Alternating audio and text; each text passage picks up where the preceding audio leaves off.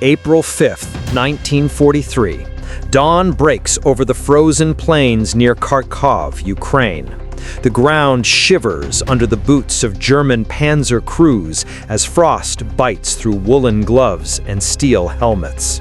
Smoke curls lazily from the exhaust of Panther tanks lined like chess pieces, waiting. You can almost feel the cold steel vibrating under your fingertips. Colonel Friedrich Weber, commander of the 11th Panzer Division, squints at the horizon. "Those planes?" he mutters to his adjutant, Hans Miller. "Slow, clunky, like flying coffins, nothing but Russian scraps." Around him, laughter ripples through the ranks. Soldiers shrug, shrugging off the early morning tension with cigarettes and sarcastic jokes about Soviet engineering. From above, the first I-2 Sturmovix appear. Fat, stubby, armored like an impossible insect. Their engines roar a strange, throaty growl that cuts through the crisp air. The Luftwaffe liaison officer, Oberleutnant Karl Brandt, frowns. He's seen them on reconnaissance, sure, but only in grainy photos. He whispers under his breath, "They can't. They just can't." The soldiers continue their banter, oblivious. One even dares to yell, "Bring your coffin down here, we'll see if it bites." The camera of your mind follows every rolling wheel, every tense hand on a throttle. You smell the diesel, the gun oil, the frost. Then the first dive comes. At 1,500 feet, a lone I-2 drops its load. The explosion rips through a Sherman replacement tank, more gut punch than machine. Dust, flame, and metal spray into the morning light. Soldiers freeze. Weber's laughter dies in his throat. His stomach twists. How could something so small do so much? Minutes pass.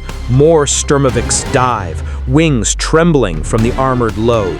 Rockets shriek, cannons spit fire, and every armored target is struck with precision.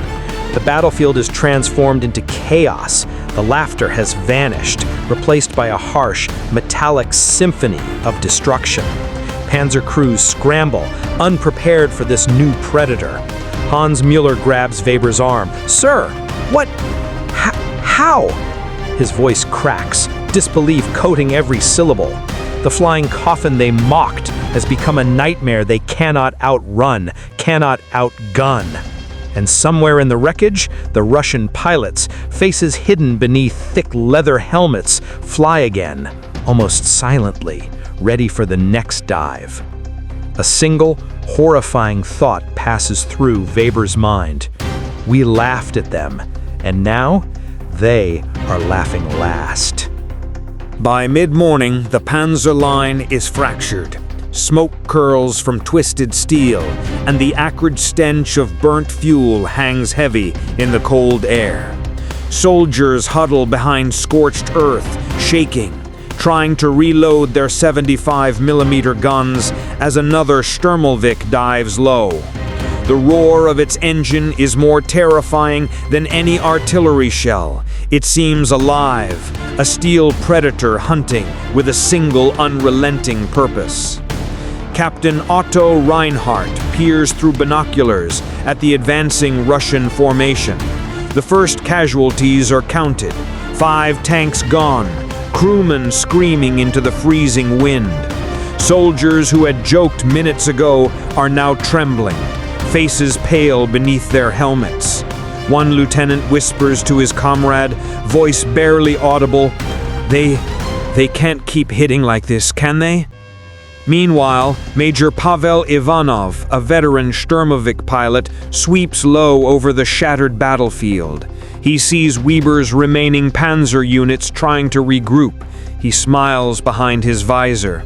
He has flown this route countless times, each dive practiced to perfection. He doesn't just drop bombs, he shapes fear, guiding destruction like an artist with fire. On the ground, chaos reigns. Ammunition dumps explode as stray rockets ignite, sending molten metal into the morning fog. Orders are shouted over the crackling radios, but the sound is swallowed by the noise of roaring engines and exploding tanks. German crews scramble to man anti-aircraft guns, but their rounds bounce off the Sturmovic's armored belly. It's as if the aircraft were untouchable. Weber rides atop his command tank, face pale, scanning the horizon for any sign of the Luftwaffe that could turn the tide. But there is nothing. No reinforcements. Just the steady, unrelenting hum of the IL-2s circling, diving, and leaving devastation in their wake. A creeping realization begins to sink in. This is no isolated strike. This is systematic annihilation. In one small clearing, a Panzer IV burns to the ground, the crew trapped inside. Smoke blurs the morning sun into a sickly orange glow. Mueller turns to Weber, eyes wide. "Sir, they're not stopping, and we have no answer." Weber swallows hard. His mind races. Every mockery, every joke about the flying coffin crashes down on him, and for the first time he wonders, have we underestimated them? Fatally? The sky seems to thrum with menace as another squadron of Sturmoviks appears over the horizon. Weber tightens his grip on the tank hatch. Around him, silence replaces the chatter, the panic, the laughter. Only the sound of engines and distant explosions remain. Somewhere in that sound, a single, terrible truth echoes. Today, the battlefield has changed forever. By late afternoon, the 11th Panzer Division is on the verge of collapse. Once confident officers pace nervously, scanning the horizon for threats they cannot comprehend. Smoke rises from the shattered remnants of their armor, like dark specters, curling into a sky now choked with ash and the groaning echoes of steel. Colonel Weber gathers what remains of his staff in a hastily dug trench. Maps are spread, but they are meaningless under the new reality. Anti-tank units fire blindly at the sky, rounds ricocheting harmlessly off the thick armor of the EL-2 Sturmoviks. "We've never faced anything like this," mutters Oberleutnant Brandt, the words barely audible over the hum of engines. On the Russian side, Major Ivanov signals his wingmen. The Sturmoviks dive again in perfect synchrony, each strike precise, each maneuver calculated. Rockets scream past trees, tearing into engines and treads, while the cannons carve twisted gashes into steel. The battlefield is now a symphony of terror orchestrated from above. Amid the chaos, a single German tank commander, Lieutenant Klaus Richter, sees something terrifying. The Panzer IV he was counting on to stabilize the line is obliterated by a direct hit. Crewmen are thrown clear, screams fading into the roar of engines. Richter's radio crackles with fragmented reports from other units. "We can't stop them. They're everywhere. Orders useless." Weber stares at the horizon, mind racing. Every plan, every tactical maneuver, every training drill seems futile against these low-flying, armored killers. He realizes the grim truth.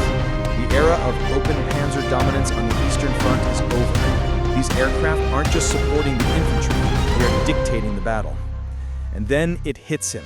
Cold as the Ukrainian winter. The flying coffin they laughed at has shattered not only his division, but his confidence. Every jest, every underestimation has been weaponized against them. He swallows, heart pounding, and mutters the words that every officer fears to admit. "We are not ready for this. We may never be ready." In the distance, more Sturmoviks appear over the horizon, engines like the growl of predators closing in for the kill. Weber looks at his men, their faces pale, their hands trembling on frozen steel, and wonders if they will survive the next wave. And then, just as suddenly as the first strike, silence falls, broken only by the distant, almost mocking hum of aircraft circling overhead. The battlefield waits, breathless, for what comes next. Night falls over the shattered plains near Kharkov, but the devastation is still visible in the orange glow of burning Panzer wrecks. The frozen ground is littered with broken treads, twisted metal, and the faint, haunting scent of burnt fuel. Officers huddle at makeshift command posts, faces drawn and haunted. Every radio transmission rings fragmented reports of annihilation, of units unable to regroup, of men frozen in terror. Colonel Weber sits alone in his command tank, staring at the blackened horizon. Smoke curls into the night like sinister fingers, illuminated by flickering fires. The laughter that filled the morning is gone, replaced by disbelief and the suffocating weight of failure. He fingers the map of his division, tracing the shattered lines with trembling fingers, knowing each mark represents a unit reduced to rubble. Across the battlefield, Major Ivanov prepares his final sorties for the day. He watches the remaining German tanks struggle to regroup, their movement slow, hesitant. The pilots exchange grim nods. They have carved a scar across the panzer divisions that will take weeks to heal, if ever. Each dive has not only destroyed machinery, but confidence itself. The German officers no longer laugh. They whisper, they curse, they plan, but every plan feels hollow. Weber rises, pacing the interior of his tank. He mutters to no one in June 4th, 1942, 12:03 p.m. The Japanese carrier force surges across the Pacific in perfect formation. Akagi, Kaga, Soryu, and Hiryu. Their decks are stained with the exhaust of constant launches. Their crews confident, calm, certain that today will be another chapter in Japan's unstoppable advance. Admiral Chuichi Nagumo stands on the bridge of Akagi, scanning the horizon through binoculars. They have already crushed 2 waves of American torpedo bombers. The air is thick with the smell of fuel and cordite. The sea still ripples with the wakes of downed U.S. aircraft. To Nagumo, the picture is clear. The Americans are desperate. Their carrier groups are weak. Victory is inevitable. A young communications officer approaches and bows. "Message from the scout plane, sir." Nagumo nods. "Read it." The officer hesitates, as if the words themselves resist being spoken. Then, quietly, "Enemy carrier spotted." Nagumo frowns. "Carrier? That can't be." They already know one American carrier at most, maybe Enterprise or Hornet. Yorktown is... His thoughts halt. Another message comes in, shaky, urgent, almost disbelieving. Looks like Yorktown. The bridge freezes. Nagumo lowers the binoculars slowly, arms suddenly feeling heavy. Yorktown? Impossible. Japan had sunk her. They knew they had sunk her. The reports from Coral Sea were explicit.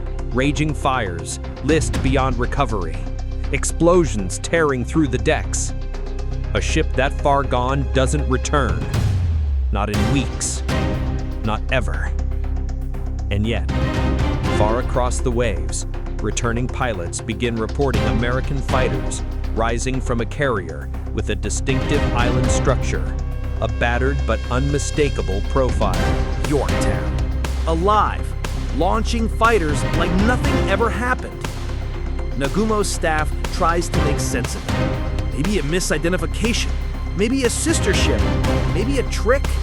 But the truth settles over them like a storm cloud. They underestimated American repair capability, completely, fatally. Nagumo turns to the flight officer. "How many planes ready for immediate launch?" "Less than half, sir. The rest are being rearmed, switched from land targets to anti-ship." It is the worst possible timing. Arming crews sprint across the hangar decks, bomb carts stuck in narrow aisles, fuel hoses snaking across the floor. The Japanese carriers are mid-reconfiguration, the most vulnerable moment in carrier warfare. And Nagumo knows it. He squeezes the railing on the bridge, knuckles whitening.